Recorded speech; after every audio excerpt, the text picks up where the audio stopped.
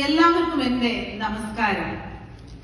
സമകാലീന കേരള സാഹചര്യത്തിൽ സ്ത്രീധനവും അതിനോടനുബന്ധിച്ചിട്ടുള്ള ആത്മഹത്യയും പെരുകുന്ന ഈ സമയത്ത് ഞാൻ നിങ്ങൾക്ക് വേണ്ടി അവതരിപ്പിക്കുന്നു സ്ത്രീ ഒരു മഹാധനം. എന്റെ മോളൊന്ന് ഉറങ്ങിക്കേ, ചക്കര മോളല്ലേ ചേട്ടാ. ചേട്ടാ, ഈ മോളെ കണ്ണും മൂക്കും നിറവും എല്ലാം കണ്ടില്ലേ ചേട്ടാ? എന്റെ പോലെ തന്നെ ഇല്ലേ ചേട്ടാ? ആ, എല്ലാം കൊള്ളാം. നിന്റെ നാക്ക് കിട്ടാതിരുന്നാ മതിയായിരുന്നു. ആ, അതൊക്കെ പോട്ടെ ചേട്ടാ. കുഞ്ഞിനെന്തുവാ ചേട്ടാ നമ്മൾ പേരിടുന്നത്?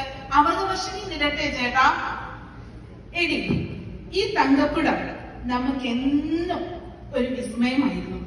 അതുകൊണ്ട് നമുക്കിവൾക്ക് വിസ്മയ നായർ എന്ന് പേരിടാം അല്ലേ? അത് മതി ചേട്ടാ, അത് മതി.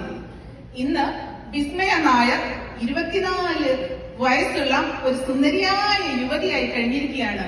അവൾക്ക് കെട്ടുപ്രായം എത്തിയിട്ടുണ്ട്.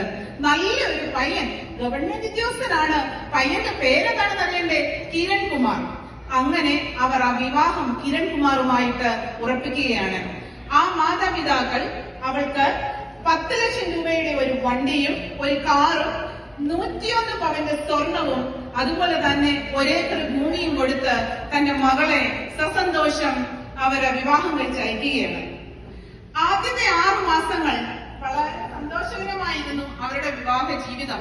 എന്നാൽ 6 മാസങ്ങൾക്ക് ശേഷം അവരുടെ ജീവിതത്തിൽ പൊട്ടലും ചീറ്റലുകളും ഉണ്ടാവുകയാണ്. ഒരു ദിവസം കിരൺ കുമാർ വിസ്മയോട് പറയാണ്, വിസ്മയ, നീ ഇവിടെ വന്നേടി. എടി, എന്തൊരു വണ്ടിയാണ് നിന്റെ വീട്ടുകാരെനിക്ക് തന്നത്? പാട്ട വണ്ടി. എന്റെ വീട്ടുകാരുടെ മുന്നിൽ, എനിക്ക് നാട്ടുകാരുടെ മുന്നിൽ ഇറങ്ങി നടക്കാൻ മേല. നീ നാളെ തന്നെ പോയിട്ട് നിന്റെ അപ്പനെ കൊണ്ട് എന്റെ പേരിൽ ഒരു പുതിയ കാറ് രജിസ്റ്റർ ചെയ്യണം. അയ്യോ ചേട്ടാ, അങ്ങനെ പറയില്ലേ ചേട്ടാ. എന്റെ വീട്ടിലുള്ളത് എല്ലാം തന്നാണ് ചേട്ടാ എന്നെ വിവാഹം കഴിച്ച് അയപ്പിച്ചത്. ഞാൻ പോകില്ല. ആഹാ, നീ തക്കത്തിന പറഞ്ഞോടി. ഇനി ഞാൻ ഈ നാട്ടിൽ തന്നെയായിരുന്നു കൊല്ലുപണി. പിറ്റേന്ന് ആ പ്രഭാതം ഉണർന്നത് വിസ്മയയുടെ ആത്മഹത്യ വാർത്ത കേട്ടാണ്.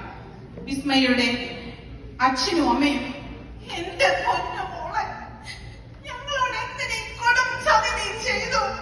എന്റെ മകൾ ഒരിക്കലും ആത്മഹത്യ ചെയ്യില്ല. സമൂഹം അത് ഏറ്റെടുത്തു. വിസ്മയയുടെ ഘാതകനെ അറസ്റ്റ് ചെയ്യുക, പോലീസ് നീതി പാലിക്കുക. അങ്ങനെ 10 മാസത്തെ നിയമ യുദ്ധത്തിന് ശേഷം കിരൺ കുമാറിന് 10 വർഷം